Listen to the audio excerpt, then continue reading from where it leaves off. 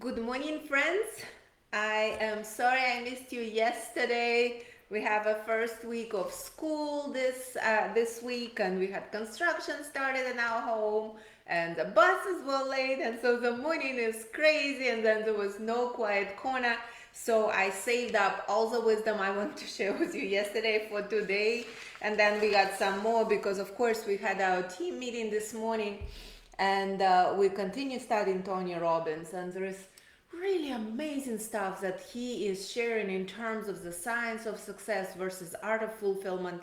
So I'll just summarize it for you because today was just a mind-blowing really session we studied, and I think what a great way to start the morning, to try to see yourself from the angle of how you can have a fulfilling and happy day that would contribute to a fulfilling and happy life. And so it's interesting, the quote that came to mind from the Baha'i writing, actually a friend of mine, Farrell, shared at a devotional yesterday. It said the ultimate battle of life is within the individual, or ultimately the battle of life is within the individual, which I think is 100% true, because if you think about the life we lead, it's all about struggle. There is no such thing as no hardships.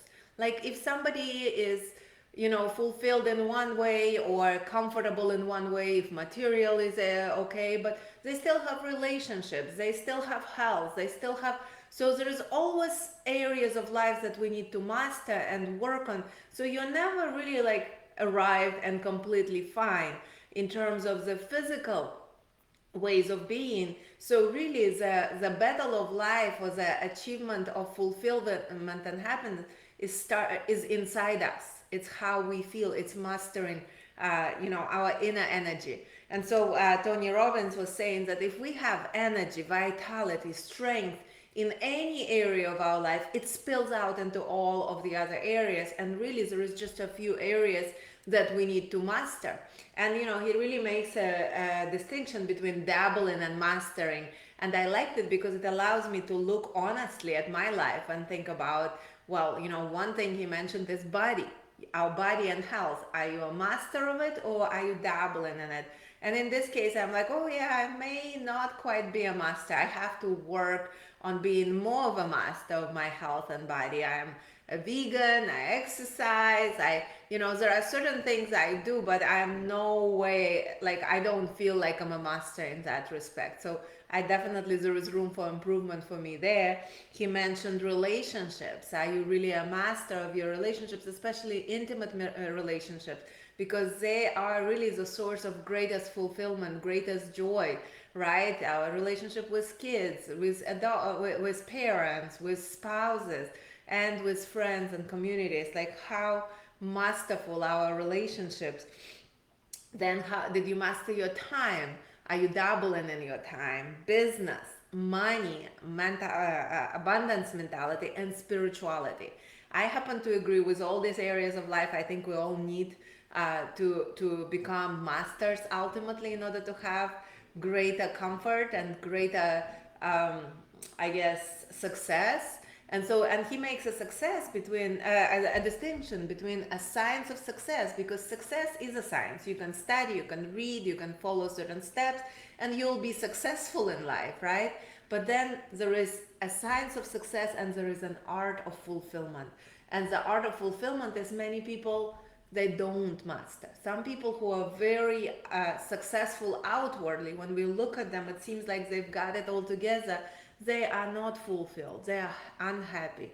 They are depressed. So making sure that we are mastering both the science of success, but the art of and the art of fulfillment are very crucial. And he was talking about Tony Robbins. We were talking about Tony Robbins this morning. He was talking about 6 human needs, and basically all the people have different combinations and different degrees of these 6 needs. One is the need for certainty, right? So it gives us security. The next one is the need for variety, right? That actually means we have greater comfort with uncertainty. People who have a more inclination for variety. There is a need for significance. What do you do in the world where you're recognized? In fact, the need for significance, I always thought this was a good thing, but the way Tony Robbins explains it is that needs for significance often may separate us, because it's about I, about what I do, what I become, what I, so basically, but a lot of people are striving to be significant and recognized through social media and other things. How important is that for you, right?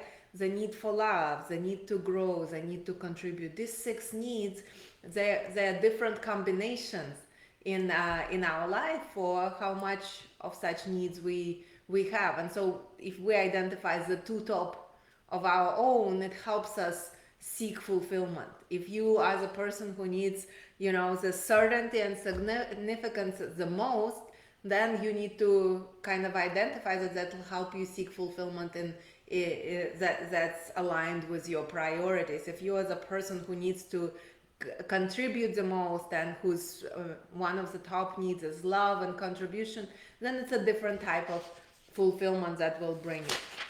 So it's just really, really great stuff. I highly recommend you listen to Tony Robbins. I won't tell you all of the different secrets, but one thing that he says that is all in our control is to decide to live in a beautiful state, because the decision is ours. The pain may come, the circumstances that cause pain, the grief, the loss, the health issues, the disappointments, the layoffs, the financial struggles, they are part of life. So the pain is not optional for most of us, but the suffering is. We can choose not to suffer by working on our mindset, by learning to be an overcomer, by learning to live in a beautiful state, by deciding to lead a happy life, right? So this state, and yesterday we studied this talk of his about the fact that I'll tell you, habitual emotions affect the quality of our life. Are you habitually miserable, or are you habitually happy? Do you see the sunshine and everything, or do you see the darkness? So depending on what your default emotions are, that's kind of affects how you live your life, what you see in life.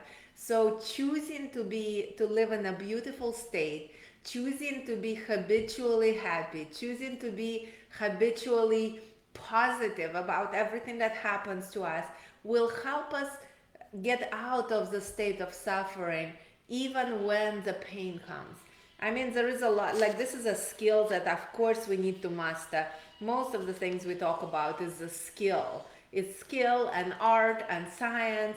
All of it requires repetition, practice, awareness, growing, learning. That's why we're doing what we're doing on a daily basis, is to trying to become more aware and introduce different habits, different steps, different skills into our lives, so that we are habitually happy and we can live in a beautiful state. I loved my self-improvement today. I have to run. I'm actually hosting a Coffee with Human groups. It's called Coffee with Humans Makes Everything Better, and it's a support group for anybody who needs human interaction and support. We sort of started it a couple of years ago as a weekly place for people to come together who may find themselves in a hard place or hard times, and it's been going ever since. So that's actually one of the coolest thing about the art of fulfillment is